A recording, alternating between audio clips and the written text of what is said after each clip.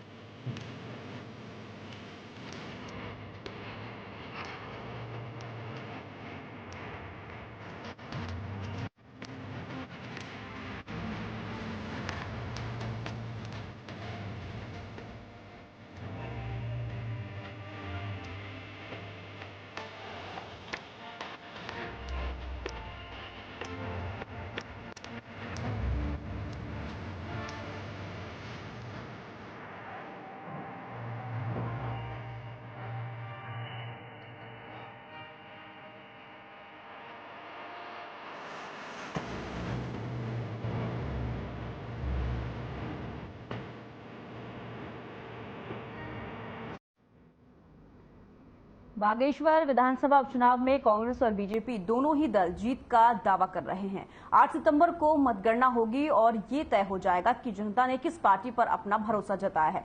उत्तराखंड के कैबिनेट मंत्री और बागेश्वर विधानसभा के लिए भाजपा के प्रभारी सौरभ बहुगुणा ने दावा किया है कि वे पिछले काफी समय से बागेश्वर विधानसभा क्षेत्र में रहे हैं और जनता का जो रुझान है वे बीजेपी की तरफ है और भारी मतों से बीजेपी प्रत्याशी की जीत होगी।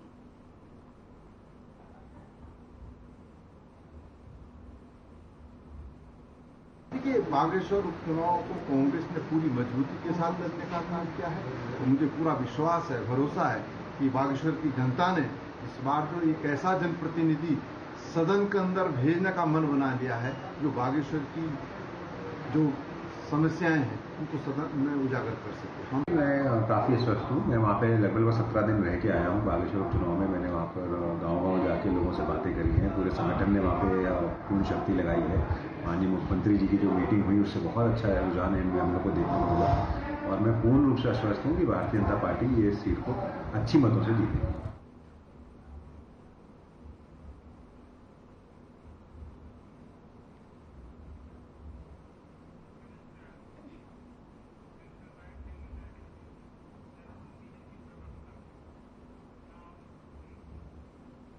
कांग्रेस नेता राहुल गांधी की भारत जोड़ो यात्रा को 1 साल पूरा हो गया है और इस मौके पर कांग्रेस पार्टी ने देश के हर जिले में भारत जोड़ो यात्रा निकालने का ऐलान किया है, जिस पर प्रदेश प्रवक्ता वीरेंद्र सिंह बिष्ट का कहना है कि कांग्रेस के लोगों ने भारत को तोड़ने का काम किया है और आज वे भारत जोड़ो यात्रा निकाल रहे हैं। कांग्रेस को पता होना चाहिए कि भारत पहले से ही जुड़ा हुआ है और जब केंद्र में प्रधानमंत्री नरेंद्र मोदी की सरकार आई तो हमने कश्मीर और लेह लद्दाख को जोड़ने का काम किया है।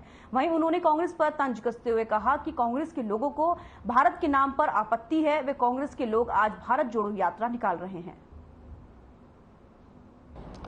जिन लोगों ने समय समय पर भारत को कमजोर करने का प्रयास किया, भारत को तोड़ने का प्रयास किया, आज वो दिखावे में और मजबूरी में भारत जोड़ो का नाटक कर रहे हैं। भारत तो जुड़ा हुआ है और जब केंद्र में भारतीय जनता पार्टी की सरकार आई और देश में यशस्वी प्रधानमंत्री नरेंद्र भाई मोदी जी का नेतृत्व हमको प्राप्त हुआ तो हमने जम्मू कश्मीर को जोड़ा, हमने लेह लद्दाख जो पूरा क्षेत्र था उसको जोड़ने का काम किया। हमने इस भारत को एकजुट और मजबूत रखने के लिए, श्रेष्ठ भारत बनाने के लिए।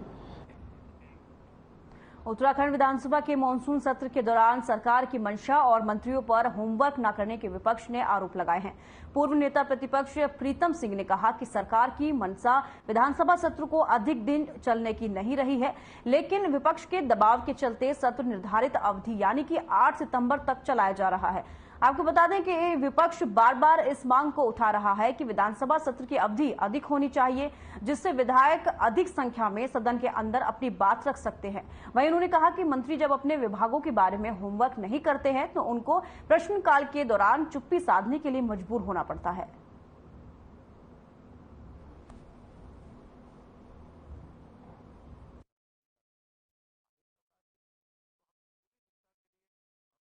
जो सदन की अवधि है वो बहुत कम है और राज्य के अंदर बहुत बड़े बड़े विषय हैं उनको सदन में कांग्रेस उठाना चाहती है। अवधि कम होने की वजह से हम तमाम विषयों को नहीं उठा पाए, लेकिन फिर भी हमारा प्रयास रहा, कोशिश रही कि हम सदन के अंदर ज़्यादा से ज़्यादा विषय को उठाएं। प्रश्नकाल में आपने स्वतः देखा होगा कि मंत्रियों का कोई होमवर्क नहीं था, प्रश्नों का जवाब वो सही तरीके से नहीं दे पाए, तो इसकी सरकार की है। ख्याल से ऐसा नेता प्रतिपक्ष जो है वो सीनियर व्यक्ति है, मैं उनके ऊपर कोई टिप्पणी ऐसे नहीं करूंगा, ना ही विपक्ष के ऊपर करूंगा। लेकिन कल भी अगर आपने सत्र देखा होगा, हम सब सत्र में थे, जो भी सवाल मंत्रीगण से पूछे गए मंत्रियों ने उसका सवाल दिया है। अब अगर विपक्ष ये मन बना के ही आएगा कि जो भी हमको जवाब मिलेगा उसको हम नहीं मानेंगे, तो वो उनकी मानसिकता है, उसको मैं बहुत ज्यादा टिप्पणी नहीं करूंगा।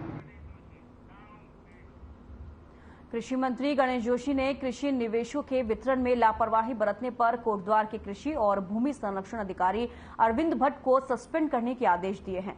मंत्री गणेश जोशी ने कहा कि सरकारी कार्यों में किसी भी तरह की लापरवाही बर्दाश्त नहीं की जाएगी।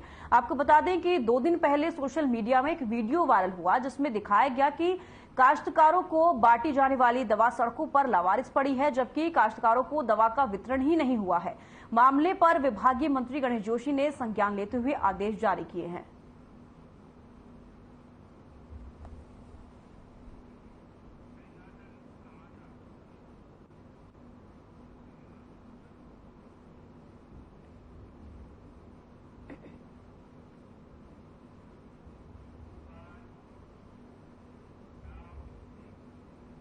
तमिलनाडु के मुख्यमंत्री एमके स्टालिन के बेटे और राज्य सरकार में मंत्री उदयनिधि स्टालिन के सनातन धर्म पर दिए बयान के बाद कर्नाटक के गृह मंत्री जी परमेश्वर ने भी हिंदू धर्म को लेकर विवादित बयान दिया है। जी परमेश्वर ने हिंदू धर्म की उत्पत्ति पर सवाल उठाए हैं, जिसके बाद धर्मनगरी हरिद्वार के साधु संतों का भी पारा चढ़ गया। संतों का कहना है कि हिंदुओं और सनातन को गाली देकर चर्चा में आने का नया ट्रेंड बन गया है, ऐसे लोगों पर सख्त कार्रवाई होनी चाहिए। वर्तमान में कुछ लोग, कुछ सनातन धर्म विरोधी तत्व उजागर होके आ रहे हैं। एक साउथ का मंत्री हैं जिन्होंने बहुत गलत टिप्पणी की है सनातन धर्म के ऊपर। उन्होंने कहा कि ये मलेरिया जैसा है और डेंगू जैसा है, सनातन धर्म को खत्म करना चाहिए। अरे ये सुन लो कान खोल के, ये सनातन कभी खत्म होने वाला नहीं है। और सनातन धर्म को ही मानने वाले लोग अपने आप को हिंदू कहते हैं। सनातन धर्म की उत्पत्ति अनादिकाल से है और हम सब लोग वेद को मानते हैं। ये इस प्रकार के मूर्खतापूर्ण बयान ये दर्शाते हैं कि इनको इस देश के धर्म, भाषा और संस्कृति का ज्ञान नहीं है। इस धर्म की जो महत्ता है, इसके संदर्भ में अगर बोला जाए तो कई दिन भी कम पड़ सकते। उत्तराखंड के पुलिस महानिदेशक अशोक कुमार इन दिनों राज्य की कानून व्यवस्था को सुदृढ़ बनाने रखने के लिए चलाए जा रहे अभियानों को लेकर काफी अलर्ट हैं और इसी कड़ी में राज्य में बढ़ते वन्य जीव अंगों की अवैध तस्करी में लिप्त तस्करों की अवैध गतिविधियों की रोकथाम और धरपकड़ के लिए एसएसपी एसटीएफ आयुष अग्रवाल ने टीमों को निर्देशित किया है और इसी क्रम में संयुक्त टीम ने कार्रवाई करते हुए 3 शातिर वन्यजीव तस्करों को बाजपुर से गिरफ्तार किया है। साथ ही उनके कब्जे से 2 बाघ की खाल, करीब 35 किलोग्राम बाघ की हड्डी बरामद की है।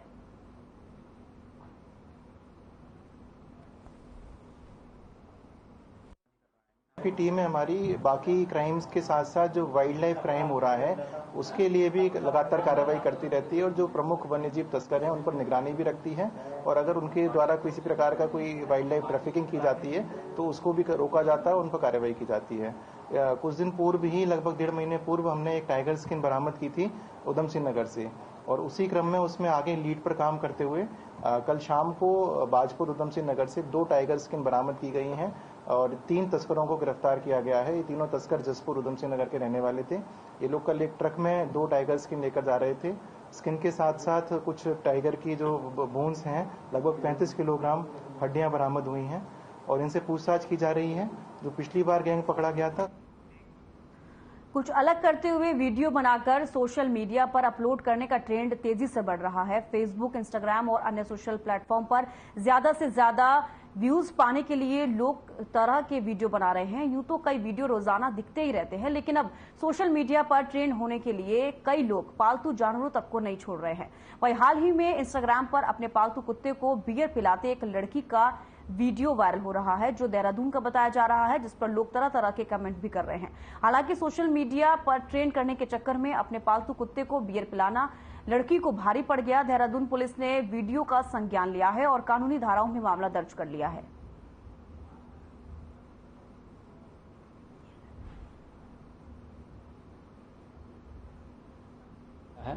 और तत्काल मैंने बता दिया एसएचओ डालनवाला को कि इसका संज्ञान लेकर के उसमें सुसंगत धाराओं के तहत मामला पंजीकृत करके कार्रवाई करेंगे। ये इस तरह का मतलब बहुत ही अच्छी बात नहीं है और इस तरह का एक कृत्य जो है, जो भी आप उसको वीडियो के माध्यम से सर्कुलेट कर रहे हैं, ये अच्छी बात नहीं है और निश्चित रूप से जो जिसने भी ये किया उसके खिलाफ हम कार्रवाई करेंगे।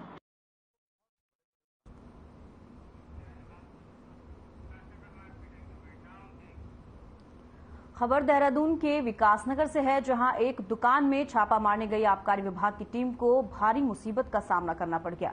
स्थानीय लोगों ने विभाग की टीम को घेर लिया। इतना ही नहीं, आबकारी विभाग के अधिकारी कर्मचारियों संग मारपीट भी की गई। एक महिला ने दरोगा को थप्पड़ जड़ दिए। मारपीट में उप निरीक्षक के कपड़े फट गए। करीब आधे घंटे तक स्थानीय लोगों ने आबकारी टीम को घेरे रखा था।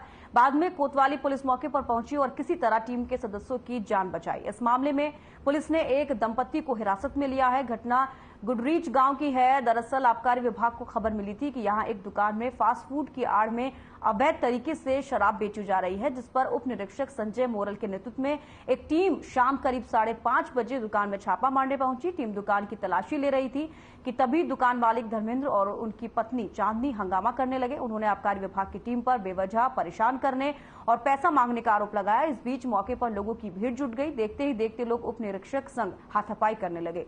उनका डंडा छीन लिया। महिला ने आबकारी उप निरीक्षक को थप्पड़ मारे। सूचना मिलने पर पुलिस टीम मौके पर पहुंची और किसी तरह आबकारी अधिकारी कर्मचारियों को भीड़ के चंगुल से छुड़ाया। मेरा संजय मोरल हुआ, उप आबकारी निरीक्षक, और हम लोग शराब की चेकिंग करने जा रहे थे। वहाँ पे सूचना मिली शराब बिक रही है मंदिर का आसपास है कि यहाँ पे शराब ना बिकनी चाहिए। तो हम लोग कहा कि भाई यहाँ शराब वराब मत पिलाना। तो हम इतने तलाशी के लिए हुए, इतने तो वो इकट्ठे हो गए, हावी हो गए, डंडा ला के गुस्से मारने लगे कि यहाँ चेकिंग करोगे तो बच के नहीं जाओगे। पर उन्होंने कौन लोग थे? ये धर्मेंद्र नाम है, उसकी पत्नी है और 15-20 और बुला लिए उन्होंने। मेरी टीम जो है इस बीच के पास अवैध शराब बेचने की सूचना मिल रही थी ठेली वालों के पास। उसमें रूटीन चेकिंग के लिए गए थे कि अगर है तो देख लेंगे करके।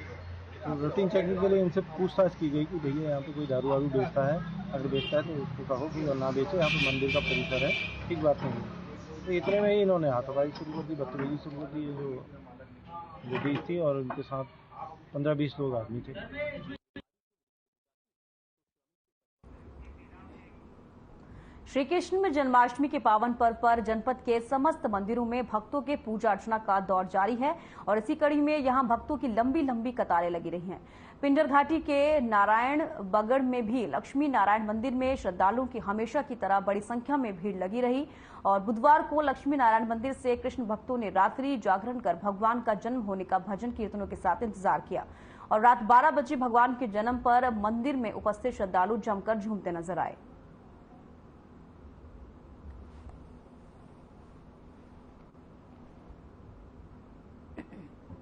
जन्माष्टमी का शुभ पर्व मनाया गया यहाँ नारायण बगड़ में और भगवान लक्ष्मी नारायण रात को 12 बजे भगवान श्री कृष्ण के रूप में उनका जन्म हुआ। और ये हमारी प्रथा है, हमारी संस्कृति है कि भगवान श्री कृष्ण का जब जन्म होता है तो बड़े हर्षोल्लास के साथ और बजरी विशाल के मनाया जाता है। आपके माध्यम से संपूर्ण देखने वालों को, पूरे भारतवर्ष, पूरे हिंदू लोगों को जन्माष्टमी श्री कृष्ण जन्मोत्सव की ढेर सारी।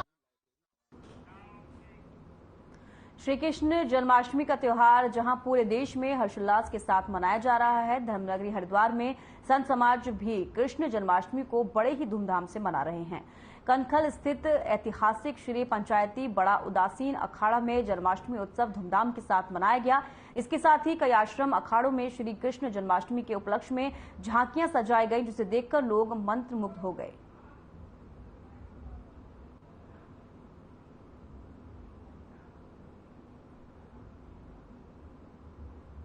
श्री कृष्ण जन्माष्टमी के पर्व के उपलक्ष्य में बहुत बहुत शुभकामनाएं समस्त देशवासियों को, सनातन धर्म हिंदू धर्मावलंबियों को मैं अपनी ओर से और युवा भारत साधु समाज की ओर से सभी को शुभकामनाएं व्यक्त करना चाहता हूं। धर्म का हानि होता है, अधर्मी विधर्मी लोग, अत्याचारी दुराचारी लोगों का जब साम्राज्य बढ़ने लगता है तो उस समय भगवान अवतार लेकर के आते हैं। स्वयं नहीं आते हैं तो अपने अंशावतार के रूप में किसी को भेजते हैं, नहीं तो फिर संतों को स्वयं के अवतार के रूप में भेजते हैं।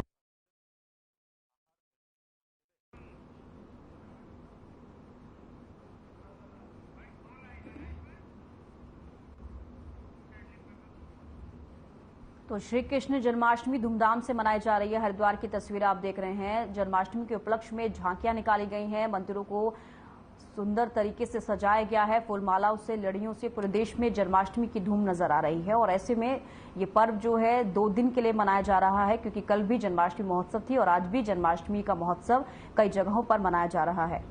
तो फिलहाल आप हरिद्वार की तस्वीरें देख रहे हैं, जहां पर पूरे देश में जन्माष्टमी की धूम मची हुई है।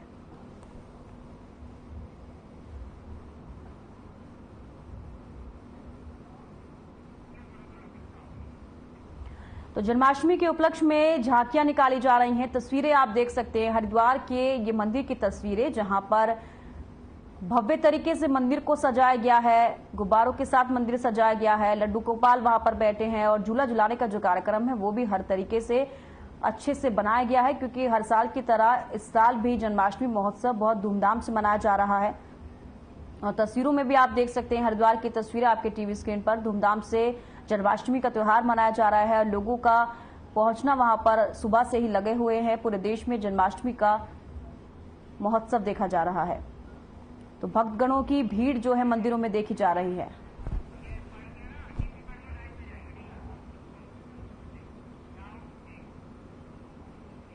विकासनगर के हरिपुर में यमुना घाट एवं जमुना कृष्णधाम के शिलान्यास कार्यक्रम का आयोजन किया गया, जिसमें सीएम पुष्कर सिंह धामी ने भी शिरकत की। मंचासीन, हमारे पदाधिकारीगण, पत्रकार मित्रों, छायाकार बंधु, मेरे नौजवान साथियों, उपस्थित मेरी मातृशक्ति, मैं सबसे पहले तो आप सबको बहुत आज प्रणाम करता हूं कि एक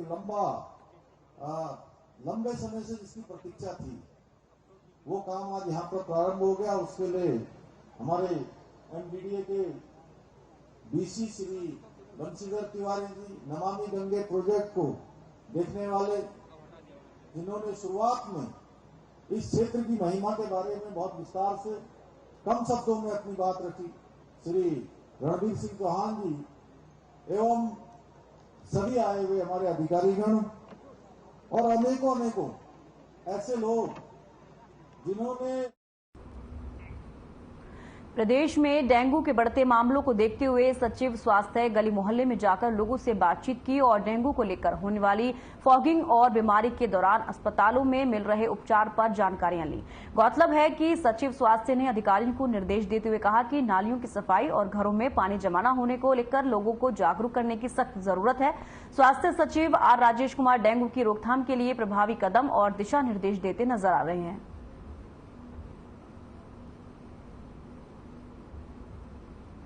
देखिए, डेंगू मैनेजमेंट में प्रिवेंशन का बहुत अहम रोल है और प्रिवेंशन में जो हमारा सोर्स रिडक्शन है और जो फॉगिंग इत्यादि की एक्टिविटीज़ है, लार्विसाइडल एक्टिविटीज़ हैं जो नगर निगम और स्वास्थ्य विभाग मिलकर करता है, इसकी बहुत अहम रोल है। तो इसी के मद्देनज़र जो है यहाँ पे जिन जिन जगहों पे हमारे पास जो डेटा उपलब्ध है, जहाँ पे हमें पता चल रहा है कि इन एरियाज़ पे डेंगू का प्रेवलेंस ज़्यादा है, उन एरियाज़ में जो सोर्स रिडक्शन और फॉगिंग की कार्रवाई करने के लिए जो है हम लोग यहाँ पे उपस्थित हुए हैं और घर घर हम लोग सर्वे भी कर रहे हैं, हमारी आशा बहनें भी कर रही हैं। मेरा मेन मकसद ये था, ये ग्राउंड पे परखने की कि हमारी आशाएं घर घर जा रही हैं, सोर्स रिडक्शन की कार्रवाई कर रही हैं।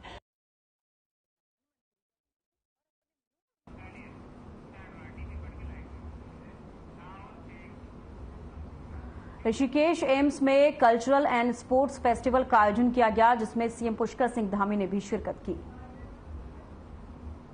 2019 में 2018-19 लगातार इसको बढ़ाने का काम हुआ है।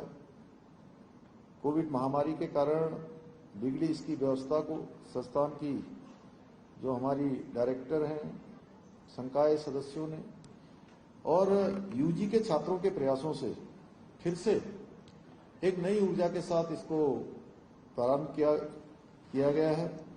आज भी अभी मुझे मैडम ने बताया कि बहुत सारे छात्र जो अन्य मेडिकल कॉलेज, मेडिकल इंस्टीट्यूशन से यहाँ पहुंचने वाले हैं, वो सभी अभी रास्तों में हैं और इस अतुलनीय मैं कहूँगा परीक्षा समागम जो कि इतनी बड़ी संख्या में छात्र एवं छात्राएं इसमें भाग ले रहे हैं, यह शिक्षक और छात्र की प्रसिद्ध परंपरा, जिसे हम कह सकते हैं गुरु शिष्य पैरोक्सिया, गुरु शिष्य जो परंपरा है, उस परंपरा को कहीं न कहीं परिलक्षित होता है। इसमें मैं देख रहा हूं कि आप लोग कार्यक्रम कर रहे हैं, आपके सारे डीन, फैकल्टी, सारे लोग आपके साथ इस समारोह में सम्मिलित हो रहे हैं।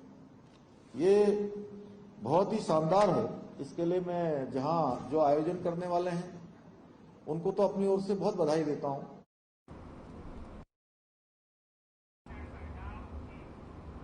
हमारा उत्तराखंड में फिलहाल इतना ही। दीजिए इजाजत, नमस्कार।